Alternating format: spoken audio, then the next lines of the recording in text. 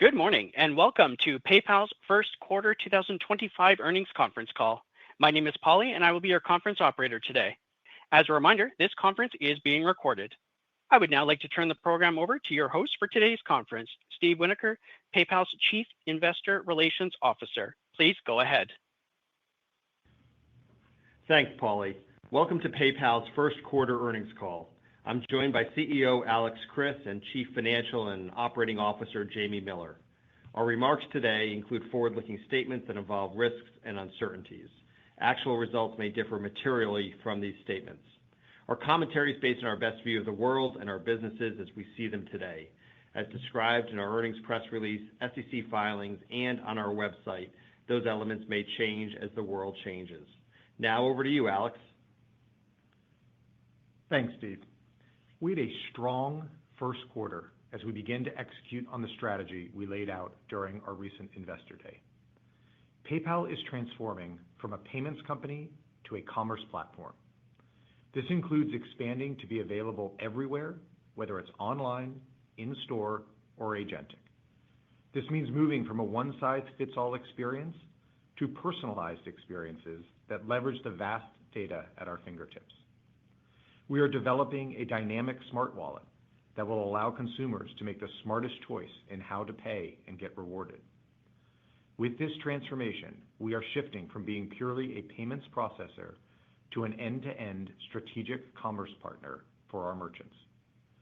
And underpinning this is our work to converge into a single PayPal platform that unlocks the full potential of PayPal's two-sided network in support of both consumers and merchants. This strategy is durable and positions us to win in the months and years ahead. Turning to Q1, we have so much to be proud of. Let me share just a few highlights. Our strategy is designed to improve PayPal's profitability over time. In Q1, we delivered our fifth consecutive quarter of profitable growth, with transaction margin dollars growing by 8%, excluding the impact from last year's leap day. That growth was driven by multiple sources across our strategic initiatives, including omnichannel commerce, both online branded checkout and offline branded payment methods, Venmo, and PSP. As a result of this focus on profitability, non-GAAP earnings per share increased 23% year over year. Additionally, PayPal and Venmo are being used by more people more often. Both total active accounts and monthly active accounts grew a healthy 2% in the quarter. Transactions per active account, ex-PSP, grew 4%, reflecting improved engagement and transaction growth in online branded checkout and Venmo. As we expand our offerings from online to everywhere, the best way to see the traction we're gaining is through branded experiences TPV. Branded experiences comprises volume from PayPal and Venmo online checkout, as well as branded in-store payment methods like debit and tap to pay. In Q1, branded experiences TPV grew 8%, excluding last year's leap day. That's a full 2 points higher than branded experiences growth for the full year of 2024, highlighting the growing contribution of our omnichannel initiatives. It's still early days, but we are very proud of this progress. Within branded experiences, we're continuing to accelerate the rollout of our upgraded online branded checkout flows. This includes our simplified and modernized paysheet design with streamlined login and reduced latency. Since the beginning of the year, we've driven a 25-point jump to more than 45% of U.S. checkout traffic. This shows we can execute, and we anticipate an even faster rollout for Europe starting in the second quarter. And finally, Venmo had another standout quarter.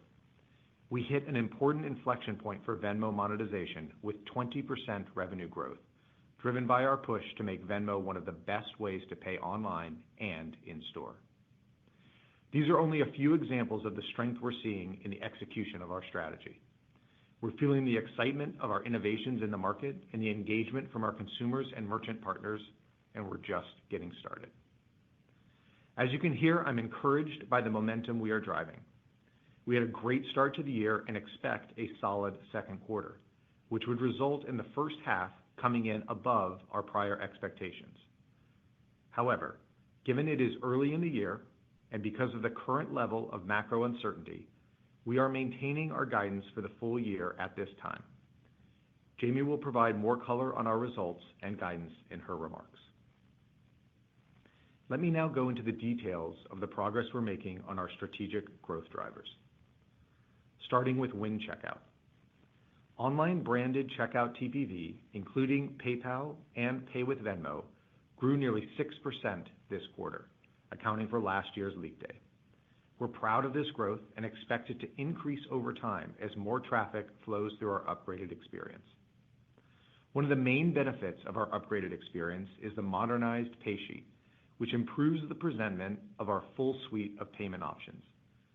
This contributes to a personalized experience where consumers can more easily pay their own way, whether now with balance, cards, crypto, or buy now, pay later.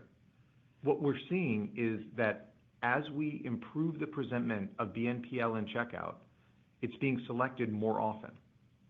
In Q1, BNPL volume grew more than 20%, and monthly active accounts grew 18% year over year, highlighting the effectiveness of the new design and the strength of our value proposition.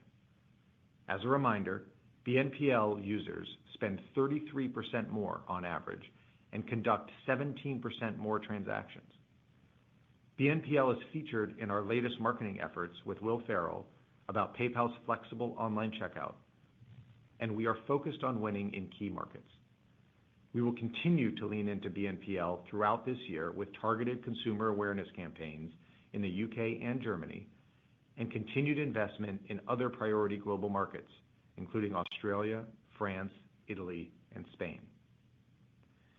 Pay with Venmo is resonating well with consumers and merchants, and it's growing rapidly with TPV increasing more than 50%. Monthly active accounts grew 30% as we increased merchant availability. For example, in January, JetBlue became the first airline to accept Venmo for bookings. We're seeing strong selection from Venmo's valuable demographic at major brands such as Domino's, Instacart, and TikTok Shop. I expect more demographic relevant merchants to offer Pay with Venmo over the coming quarters. Let's move to the progress we are making to become omnichannel, serving our customers everywhere they want to shop with PayPal and Venmo. As I noted earlier, branded experiences TPV grew 8% in the quarter, excluding last year's leap day. This growth reflects our strategy to deliver flexible and rewarding experiences that connect consumers to the things and experiences they want and love wherever they shop. Today, our PayPal and Venmo debit cards are enabling our customers to use their balance to shop anywhere cards are accepted. Adoption is strong and growing, with approximately 2 million first-time PayPal and Venmo debit card users in the quarter, an increase of nearly 90% from last year. Debit card TPV grew approximately 64% in the first quarter. Venmo debit card monthly active accounts grew nearly 40%, and penetration has increased to 6% of Venmo MAAs. We are focused on getting these products into the hands of even more of our customers because they allow them to choose PayPal and Venmo as their way to pay more often. In the first quarter, users who adopted the PayPal debit card transacted nearly 6 times more and generated more than 2 times the average revenue per account compared to those who used online branded checkout only. There is also a halo effect, where debit card users choose PayPal more often in online branded checkout. Our omni-channel strategy is showing early success in the US, and we are excited to replicate it internationally. We are on track to launch NFC capabilities in Germany later this quarter and bring PayPal Everywhere to the UK in Q3. Moving to our PSP business, which remains a key driver of transaction margin dollar growth. We continue to build deeper relationships with the world's largest brands and sell our strong suite of value-added services. That is a massive, untapped, and margin-rich opportunity. I'll share 2 examples. We recently scaled our optimized debit routing with Wayfair and Upwork, This service routes eligible debit cards through lower-cost debit networks, which helps merchants reduce their transaction fees. Regal Cinemas has adopted our Fraud Protection Advanced service, which allows merchants to leverage PayPal's decades of fraud intelligence and advanced machine learning to improve their risk decisions and capture even more revenue. Let me give you an example of how this focus on adoption of value-added services can improve the end-to-end relationship and margin profile of our largest customers. Recently, we expanded our relationship with a longtime Braintree merchant. By focusing on price to value and processing, attachment of advanced risk capabilities, and leading-edge branded solutions like Payment Ready API, we were able to improve merchant performance and profitability.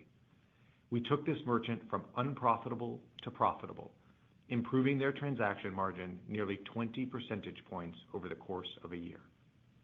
These are the kinds of conversations we're having that drive value for our customers and for PayPal. Because of the quality of our value-added services, we expect these types of improvements to continue over the next few years. For small businesses, we continue to migrate volume onto PayPal Complete Payments. Today, nearly half of SMB processing and checkout volume is on this platform, which is steady progress from last quarter. Bringing more SMBs into the stack enables them to easily access our latest online branded checkout and new products like Fastlane, and we've seen incremental product adoption increase by 33% as a result. Next, PayPal is leveraging our two-sided ecosystem in ways we've never before to innovate and build the future of commerce. Whether it's AI, personalization, ads, or crypto, we are providing our customers with the most advanced ways to engage in a shopping experience. These initiatives are in the early stages, but unlock significant growth potential for us in the years ahead. Take AI, for instance. At Investor Day, I told you we were leaning into agentic commerce. I asked you to imagine what a future would look like where AI agents could bring up the right products at the right time and complete your purchase. Thanks to rapid developments, that future is here. Just a few weeks ago, we launched the industry's first remote MCP server and enabled the leading AI agent frameworks to seamlessly integrate with PayPal APIs. Now, any business can create agentic experiences that allow customers to pay, track shipments, manage invoices, and more, all powered by PayPal and all within an AI client. As we speak, developers are gathering at our San Jose headquarters for our annual Developer Days. Every major player in AI is represented, providing demos and engaging with our developer community. The future of commerce will have a strong agentic presence, and we're excited about leading the charge. PayPal Ads is continuing to lay the foundation for a robust and highly differentiated ads business that will create more personalized shopping experiences. We're leveraging our extensive cross-merchant transaction data and customer insights to develop a platform that improves discovery for consumers and helps merchants reach more shoppers. We recently expanded PayPal Ads internationally with our launch in the UK. And today we are launching off-site ads, which are ads informed by our insights placed outside of the PayPal platform. This will allow PayPal to help brands find the right user at the right time, and it is built with the privacy in mind. We are working to rapidly accelerate advertiser onboarding as we continue to grow ads. Crypto is another area we're making strides. We're moving quickly to bring the benefits of crypto and stablecoins to our customers and the industry. Last week, we introduced the ability to earn rewards for holding PYUSD. This will increase the adoption and use of digital currencies for everyday commerce, from sending money internationally to making purchases and more. We've also strengthened our relationships with major crypto players like Coinbase, so people can more easily access and use PYUSD. As I close my remarks, I want to again highlight how proud I am of our team and the focused execution and innovation we are driving. To reinforce this point, let me bring together Venmo's strength in the first quarter as an example. We've leaned into Venmo, and the investment is starting to pay off. The Venmo user base continued to expand, and we're growing monthly active accounts mid-single digits. Pay with Venmo TPV grew more than 50%, and MAAs grew 30%. Venmo debit card MAAs grew nearly 40%, and penetration has increased to 6% of Venmo MAAs. That's up from 4% a year ago. When you add it all up, the Venmo business grew revenue by 20%. That's sequential double-digit growth and the highest rate we've achieved in years. Our execution muscle is growing stronger by the day, and we're just getting started. To recap, we had a great first quarter. We are confident in our ability to execute the strategy we laid out as we entered the year. With our clear strategy, strong balance sheet, high free cash flow conversion, and traction and execution, we have a solid foundation that allows us to navigate uncertain times and invest in our long-term growth. With that, over to Jamie. Thanks, Alex. Moving to slide 5, PayPal delivered a strong quarter to start the year. Our results reflect another positive step forward, with multiple drivers contributing to an acceleration in profitable growth. We are improving our speed and focus across the organization, working hard to transform the company while improving our value proposition for consumers and merchants. Excluding interest on customer balances, transaction margin dollars grew 7%, or 8% ex-leap day, accelerating from last quarter. We outperformed the TM dollars and EPS guidance we provided in February, with upside driven by a combination of sources, including PSP profitability, Venmo, credit and transaction expense improvement, and a more favorable tax rate. Non-GAAP earnings per share were $1.33 in the quarter, up 23%, and PayPal generated $1 billion of free cash flow in the first quarter, bringing trailing 12-month free cash flow to $6 billion. Adjusted free cash flow, which excludes the net timing impact between originating and selling European buy now, pay later receivables, was $1.4 billion in the first quarter and $6.2 billion over the past 12 months. Turning to slide 6, total active accounts increased by about 1.5 million from the fourth quarter and over 8 million versus the prior year's first quarter to 436 million.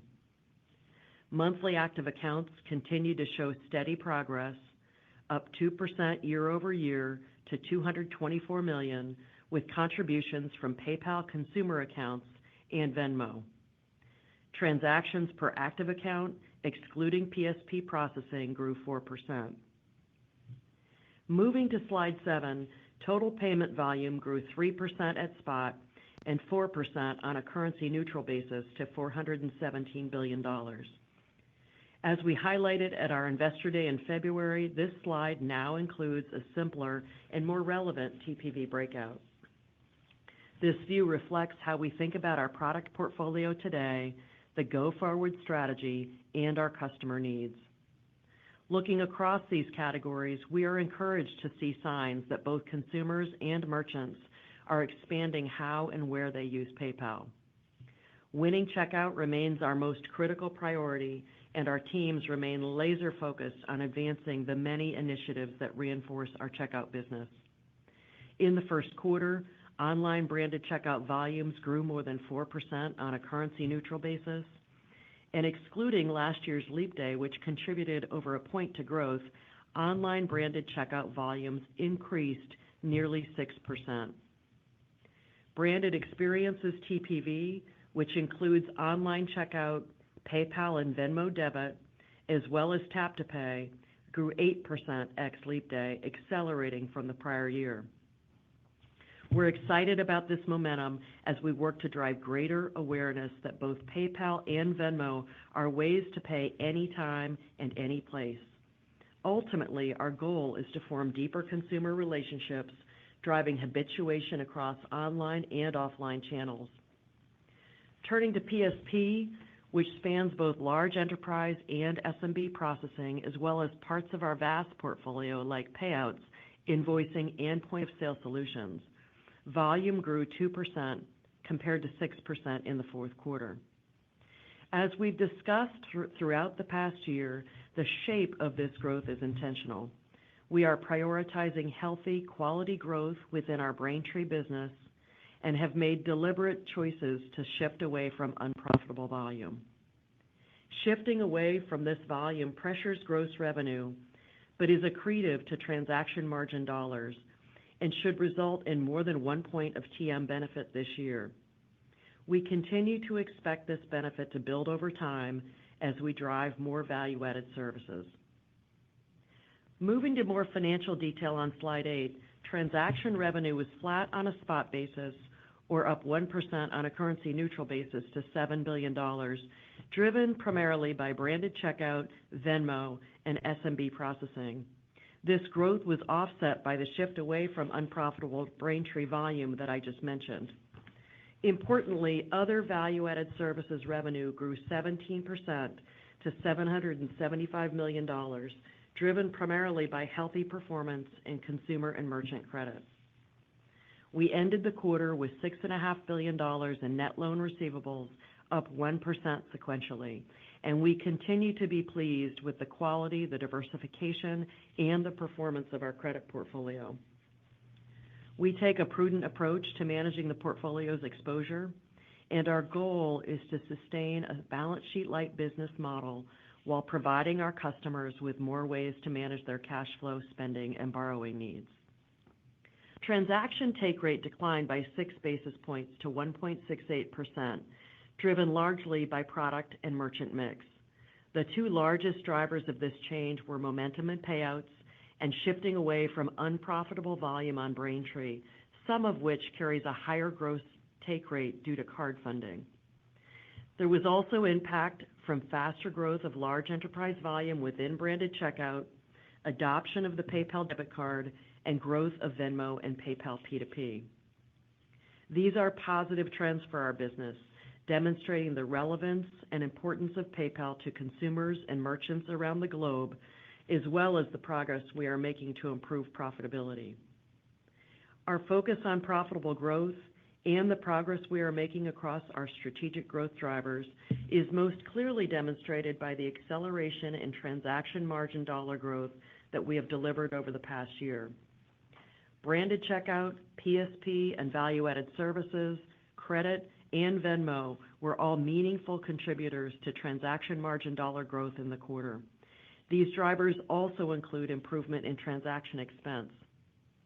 Transaction margin rate increased by more than 270 basis points year over year, reflecting our focus on price to value and profitable growth.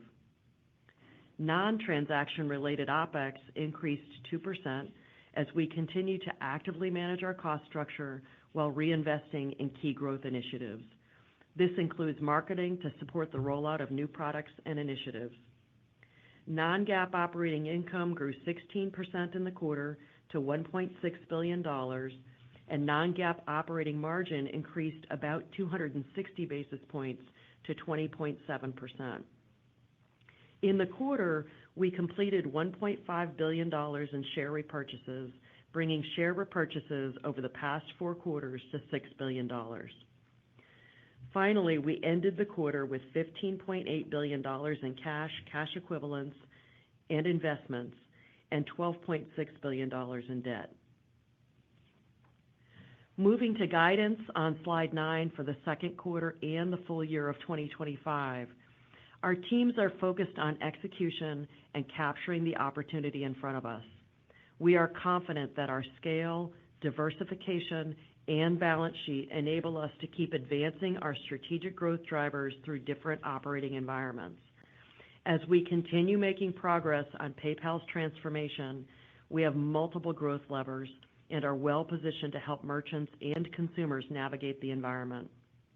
Importantly, with a strong first quarter behind us and a good start to the second, we believe we are on pace to outperform our original expectations for the first half of 2025. At the same time, given uncertainty in the environment and the potential for a wide range of outcomes, we are appropriately cautious.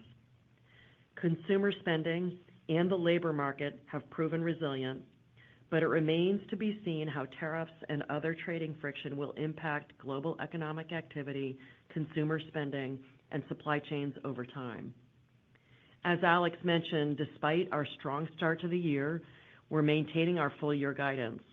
And this guidance now implicitly builds some incremental flexibility into the second half of the year for macroeconomic uncertainty. Throughout different macro environments, we will remain focused on making the right long-term decisions for the business, striking an appropriate balance between investment and productivity. For the second quarter, we expect low to mid-single-digit revenue growth on a currency-neutral basis, which is impacted by the Braintree renegotiation efforts I discussed earlier. We've seen a good start to April and are watching trends closely. Tariff-related concerns and news flow have likely resulted in some spend being pulled forward for certain verticals in the U.S. We are not assuming that those higher activity levels persist for the entire quarter. We expect second quarter transaction margin dollars to be between $3.75 and $3.8 billion, which represents 4.5% growth at the midpoint. Excluding interest on customer balances, we expect transaction margin dollars to increase by approximately 6.5% in the midpoint. We are planning for mid-single-digit non-transaction OpEx growth in the quarter due to the timing of initiatives and marketing spend. And we expect to deliver non-GAAP EPS in the range of $1.29 to $1.31, or 9% growth at the midpoint. For the full year, we are maintaining our guidance, as I mentioned earlier, and I'll just highlight a couple of lines. Excluding interest on customer balances, we expect transaction margin dollars to grow by at least 5%, compared to 4.6% growth in 2024. And we expect to deliver full-year non-GAAP EPS in the range of $4.95 to $5.10, representing about 8% growth in the midpoint. This includes negative impact from lower interest rates and, compared to our prior guidance, a smaller headwind from our expected non-GAAP effective tax rate. Our guidance continues to assume approximately $6 billion in share buyback for the full year, and we continue to expect full-year free cash flow of approximately $6 to $7 billion. I'd like to wrap up by thanking the PayPal team for their continued focus and dedication. We have a solid foundation to build on as we execute on the second year of PayPal's transformation. With that, back to you, Alex. Thanks, Jamie. To summarize, we had a great start to the year, and our strategy is taking hold. We've built a solid foundation and have multiple ways to win. A huge thank you to the PayPal team for their focus on delivering for our customers and our business. Steve, let's go to Q&A. Before we open the line, I'd ask everyone in the queue to consider your fellow analysts and ask just one question so we can get to as many people as possible. Paulie, please open the line. At this time, I would like to remind everyone, in order to ask a question, press star, then the number 1 on your telephone keypad. We'll pause for just a moment to compile the Q&A roster. And your first question comes from a line of Tien-Tsin Huang from JP Morgan. Your line is open. Hi, thanks for the progress report here. Lots to talk about. Just wanted to maybe ask the obligatory macro question, if you don't mind. I'd love to hear a little bit more on how you characterize consumer and SMB health overall. And I know you touched upon it a little bit, but is the macro, the geopolitical stuff that's going on in the world, is that changing enough for you to reorder some of your priorities? It does sound like you're leaning harder into BNPL and Venmo, but yeah, just a broader macro question. Thank you. Hey, Tien-Tsin, thanks for the question. I wouldn't say we're reordering any priorities, and I don't think we're obviously watching it very closely to see what plays out. But, things have been pretty consistent so far. Obviously, we think there's an opportunity. You mentioned buy now, pay later. We think with our strong position there and strong product, there's obviously an opportunity to continue to lean in. I think from a consumer standpoint, we've been building over the last few quarters to really be the most rewarding way for consumers to pay.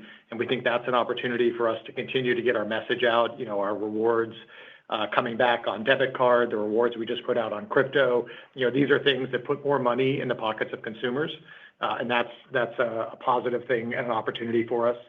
On small business, again, we know that cash flow is the most critical part for small businesses. We haven't seen a big impact yet, but as they think about money in, money out, and access to capital, we know that we have tremendous strength when it comes to providing capital to our small business customers, and we think we can be a place for them to come in times of need. But I'd say we're still early, and we haven't seen any big shifts yet, but we feel confident in our position if those things happen. Yeah, and Tien-Tsin, I would just add that when you look just at the core, credit portfolios as a monitor of some of your question around consumer health or merchant health, we monitor that very closely. Charge-off rates are stable and in some cases improving. And, in particular, with respect to the consumer portfolios, we've actually seen delinquencies over the last 30 days improve. And also, as it relates to just broader consumer trend, the first part of April, we saw an uplift as well in terms of TPV, and a lot of folks have referenced that as pull-in. But, when you look at just general consumer health, coming into what could be a more uncertain time, it's looking pretty healthy and pretty good. And then with respect to SMB, good continued consistent performance there too. And on the merchant lending side, as we monitor that, honestly, pretty consistent with what I'd say about consumer charge-offs also improving. And, obviously, we're monitoring the whole thing very, very carefully, but it looks pretty steady right now. Your next question comes from a line of Dan Dolev from Mizuho. Your line is open. Hey, guys. Great results here. Really appreciate it. Can you give us a sense of, looks like the branded experience TPV strategy is doing really well. Can you give us maybe a sense of how much traction you're getting there and what you're doing to get those nice results? And thanks again. Yeah, Dan, let me start. Good to hear from you. We've got this is the strategy that we've laid out really coming to life. So first, we have a branded checkout strategy that is really about driving habituation everywhere that the customer wants to pay. We have such strong brands in both PayPal and Venmo, and our customers are asking to be able to leverage that trust, the safety, the brand, the rewards in every purchase that they make. And so, we've been focused on not only improving that online experience that we've talked about, and I'm sure we'll talk about more, making it available for them exactly how they want to pay, whether that's immediately or with a pay later scenario with buy now, pay later, but then also offline. And, you mentioned branded experiences. This really is enabling our PayPal debit card or our Venmo debit card to be accessible to our consumers. We saw PayPal debit card TPV growth over 100% in Q1, and that really is driving habituation. This is driving our consumers to actually start to come back, move online, and start to pay with PayPal wherever they see it. So the strategy is working. TPV up 8%. Overall in branded experiences. And this really is the metric that, we are focused on and we hope you're focused on as well, because again, it is really, all about the strategy that we've laid out. Your next question comes from a line of Ramsey El-Assal from Barclays. Your line is open. Hi, thank you very much for taking my question this morning. I wanted to ask about the de minimis tariff exemption for China. I think that's scheduled to be eliminated on May 2nd. Do you expect an impact from that, I guess? And if so, if you could help us dimensionalize the impact, I would appreciate it. Yeah, good morning. So obviously the whole situation around tariffs is really changing daily, and there's, multiple scenarios that could unfold. And maybe I'd first start by saying, I think we come into this from a position of strength. We are globally diversified. Our merchant base, our region base, it's just very, very global and diverse. And we're well positioned to capture shifts in spending as they happen. And the other thing I would just add is, in particular in the U.S., we are about 50-50 between retail and services, so diversification there as well. But when you talk about de minimis, the way I'd size that for you are Chinese merchants selling into the U.S. is less than 2% of our branded checkout TPV. And this includes both direct China to U.S. cross-border transactions and volume from Chinese merchants with U.S. entities, but where they're shipping from China. So, from that perspective, that's probably how I'd size it there. Your next question comes from the line of Darrin Peller from Wolfe Research. Your line is open. Hey, guys. Thanks.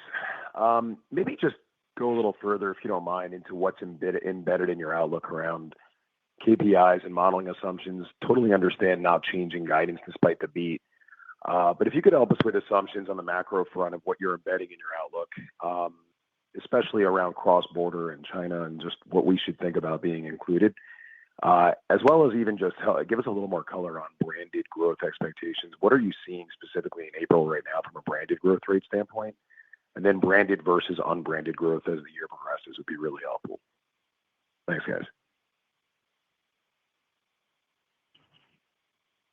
Sorry, Darren, I'm just writing down all your questions here. Let me start with the macro question. I think, Alex was alluding to this before, but I would start by saying as we look at this year, we are laser focused on what we can control, staying focused on delivering for customers and really executing around our core initiatives and our investments. And when we look at the macro and forecasting, it's really difficult to predict kind of which way all these scenarios could land. I would just say maybe that we're prudently guiding. So despite a strong first quarter and second quarter guide, we're maintaining our full year guide just given the macro uncertainty. And it builds in room for a range of consumer activity softening in the second half. Overall, I'd say it covers about 2 to 3 points of deceleration in overall e-com trends in the second half, which is not what we see as run rate. Current performance is really trending well. But when you think about 2 to 3 points of e-com, I think about that as 2 to 3 points of TPV plus some level of lower credit originations, maybe a little bit of credit losses, maybe some FBO impact or interest rate impact from some rate shifting. But so that's roughly how I'd package it from that perspective. When you ask about April and branded trends, branded has had pretty consistent trending as what we saw in the fourth quarter. And April in particular, we saw some U.S. consumer activity accelerating. I mentioned before it's likely a pull forward. We're not assuming that continues, but all in, we're on track for a mid-single-digit branded checkout TPV guide, what we gave earlier this year. And then you also asked about branded and unbranded and how to think about, I think, the revenue side of that. And maybe I'll just anchor there around the unbranded side of that. You saw that pull back this quarter that was expected. That deceleration really began in the second half of last year. The one thing I would say about unbranded or PSP and VAS is that it's been a very strong and growing contributor to transaction margin dollars. So while revenue is shifting down, we're seeing a nice contribution to TM as we really just sort of shift that margin profile of the business over time. Second quarter on revenue, we expect a pretty similar profile to the first quarter and then a second half ramp. And overall, continuing to contribute to that transaction margin growth for 25. Your next question comes from a line of Jason Kupferberg from Bank of America. Your line is open. Good morning, guys. Thank you. So looks like online branded, you were stable on an underlying basis here in Q1 at up 6%. But now we've got almost half the U.S. on the new checkout experience. Sounds like Europe is on tap to start pretty soon. So could we start to see some initial acceleration in online branded volume growth by the end of this year if the macro stays stable? And can you just give us a word on what the U.S. versus international branded split looked like in terms of Q1 growth rates? Thank you. Hey, Jason. Thanks. So again, just to unpack our branded strategy, I really think about it as 3 parts. One is the improved branded checkout experience. And as you mentioned, we've moved very quickly up now over 45% in the U.S. Again, that still is think of that as sort of low double digits of our global transactions. And so we're really excited. We think we've got a really strong playbook now, and we think as we start to roll this out into Europe, we'll actually accelerate even faster. But our pay sheet redesign is holding, the improvement is holding, and now this is just about scaling.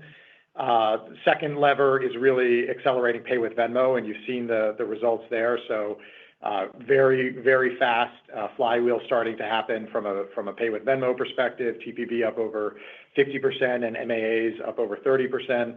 And then the third lever is Buy Now, Pay Later and our Pay Later products. And again, TPV up over 20%. So you add all three of those together, and as we continue to see us leaning into those three levers, I don't know the exact timing of when we'll start to see branded checkout, but we put pretty strong growth numbers of 8 to 10% by 2027, and I think those three levers are continue to give us confidence that we're executing well and heading in that direction. Good. And then, Jason, what I would just add to that, when you look at the pay sheet redesign, I would say we think about that as ramping over time. I mean, this is something that, as things come on, transactions start flowing. It's not something that is an immediate translation. And we do see impact coming through the numbers, but it's very small so far. So maybe that's how I would position that piece of it. When you look at the U.S. And international, I guess I'd start with the U.S. and saying, performance was relatively consistent with the fourth quarter.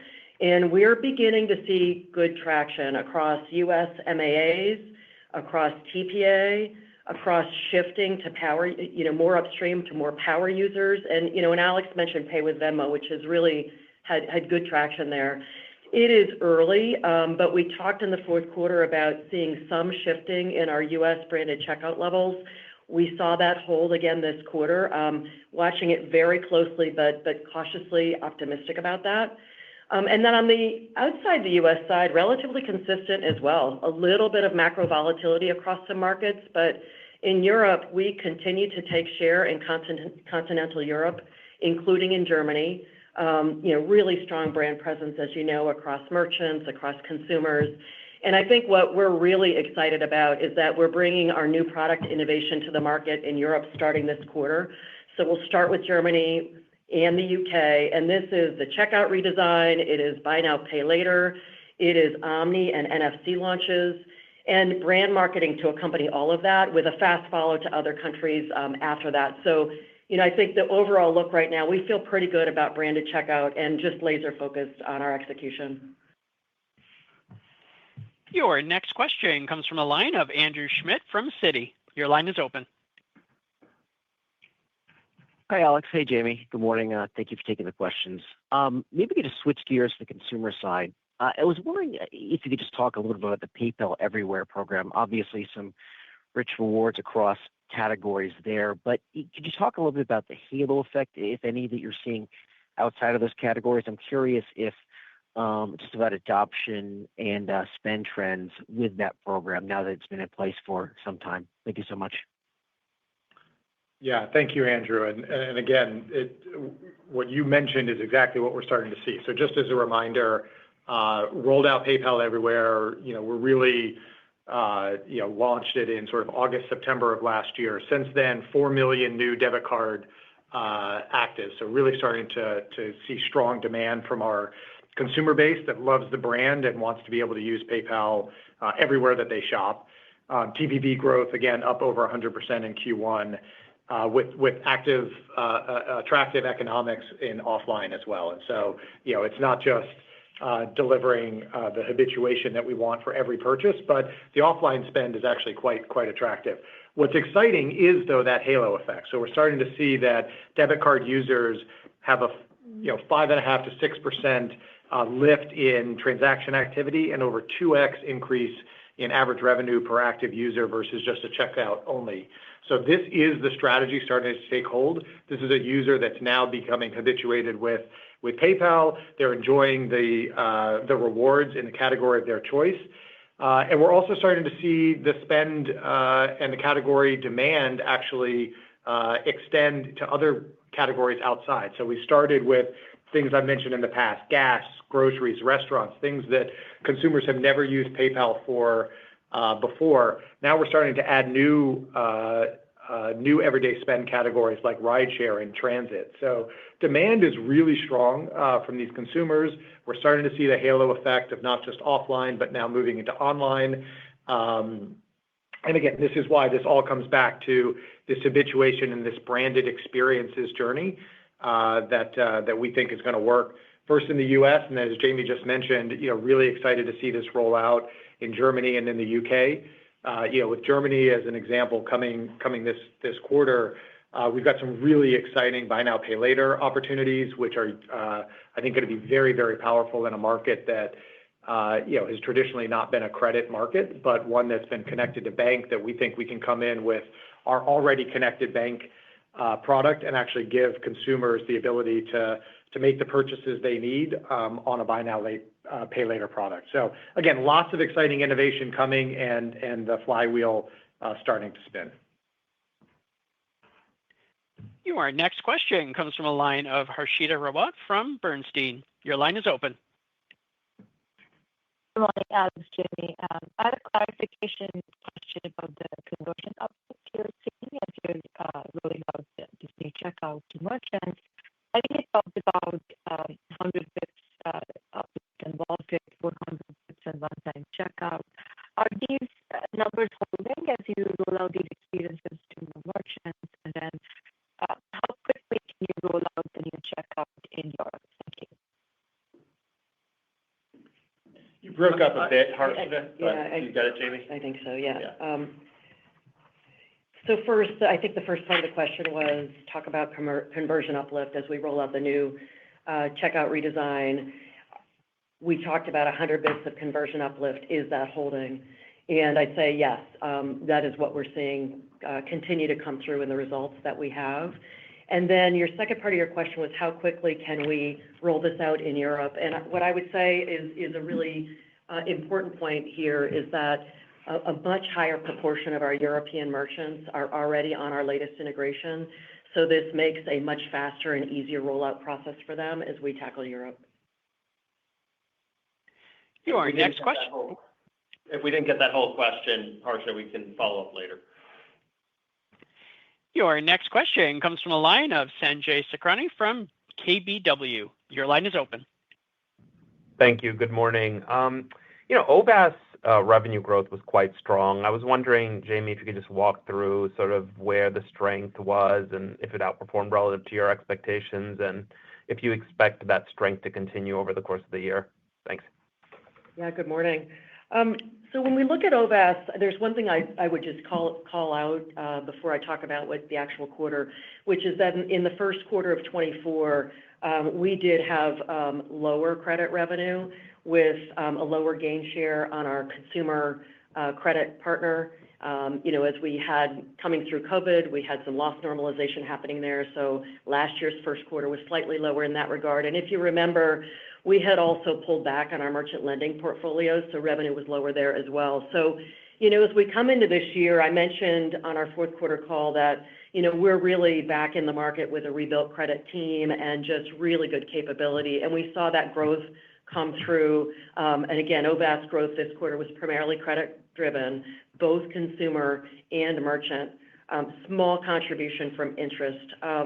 But, I mentioned the portfolio is performing well. We feel really good about it. We're very actively managing it.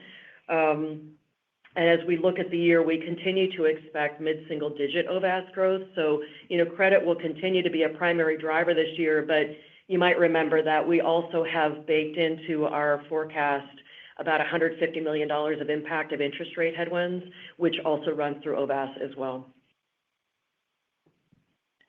Your next question comes from a line of Timothy Chiodo from UBS. Your line is open. Great. Thank you for taking the question. I want to dig in a little bit more to Germany and the UK. I believe they're the two largest branded markets outside of the US, particularly from a gross profit standpoint. I believe they're two of the largest markets for branded. Two topics I was hoping we could touch on. One is a little bit about the competitive landscape in those two markets specifically. And then on the UK, I know that there were some efforts to roll out biometrics to help with two-factor authentication. And I was hoping you could talk a little bit about the progress and the phasing of that initiative. Yeah, let me get started, Tim. So, as you said, two very important markets for us and strong markets outside of the U.S. Competitive dynamics a little bit different, so let me unpack them. Germany, we are really the market leader there. I think we're the number one brand in Germany for the last 3 years. So very, very strong consumer presence, very strong merchant presence. It's also a different type of market. As I just mentioned, it's not a credit-heavy market. So the way PayPal is used is, we're connected to bank, and then PayPal is used as really the way to make an online purchase. And so our transactions in e-commerce in Germany are extremely high. That's what gives us a lot of confidence as we now move into offline, is we're really going to be one of the first at-scale bank-connected offline wallets that we think will be able to drive significant penetration into the market. So we're really excited about that, as well as bringing some new innovations to market with not only our rewards program, but also the Buy Now, Pay Later connected element as well. So with the brand presence we've got in Germany, with the banks already connected and the onboarding experience that's just really delightful. I mean, it's literally one click from your bank to be able to set up your offline wallet. And with the innovations of rewards and Buy Now, Pay Later, we're really excited to get into the market there. UK, much more competitive dynamic there.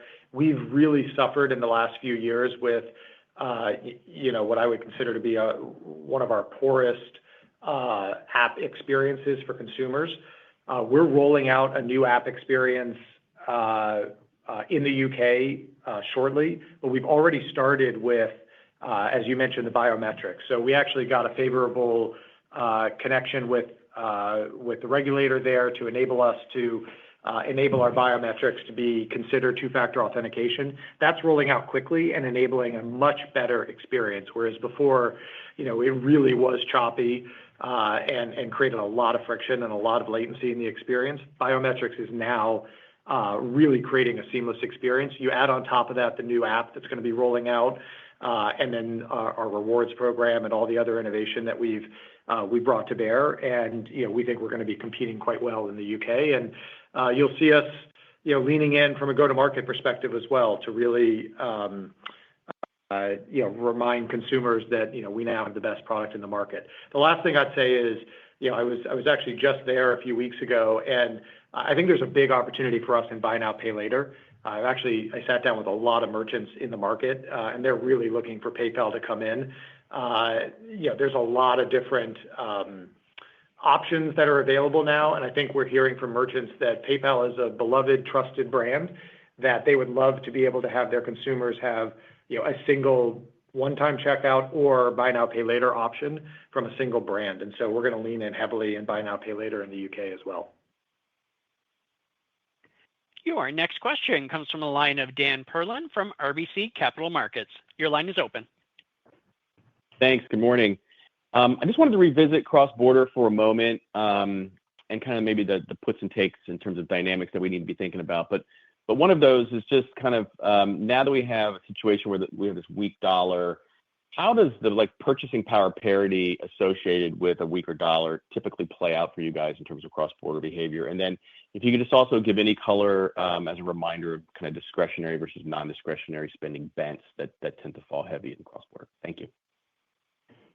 Yeah, so good morning, Dan. How are you? I'll start with the discretionary side of it. So when you look at PayPal today, I would say discretionary spend, we are a lot more diversified today than we were a few years ago. Now we're about 50-50 split in our U.S. TPV between goods and services. And even in those categories, we are diverse as well. I mean, when you look at that, just breaking down retail as an example, about 10% of that is fashion, but then it's really split across a lot of different things between variety and discount, beauty, sports, pets, toys, lots of different things. And so when you look at this, I mentioned before, I think we're really positioned well to capture spend as it may shift amongst categories. and we're well positioned around that. When you look at the cross-border side of it, what I would really say there, again, is it's really diversified. I talked before about the China to U.S. direct. A large portion of our cross-border is intra-European corridors. And so when you start to look at how this looks over the globe, it's just very well diversified. And it's really hard to say how a shifting dollar is going to impact that and honestly what will actually happen there. But I would just say if we take a step back and think about our guidance here, our process, we're just planning prudently and preparing for some level of uncertainty. Hey, Paulie, we'll make time for one more question. Your last question comes from a line of Will Nance from Goldman Sachs. Your line is open. Hey, appreciate you taking the question. I just wanted to, you said several times on the merchant lending portfolio that you guys are actively managing standards in the current environment. I'm just wondering if you've made any changes to underwriting or how you would think about changes to underwriting in the face of merchants facing kind of cash flow strains on the back of sort of supply chain dynamics, tariffs specifically. And, if you guys have any way of sort of dimensionalizing, what sort of cash flow strains your merchants may experience if tariffs do go into effect in terms of things like importing inventory and things of that nature. Thank you.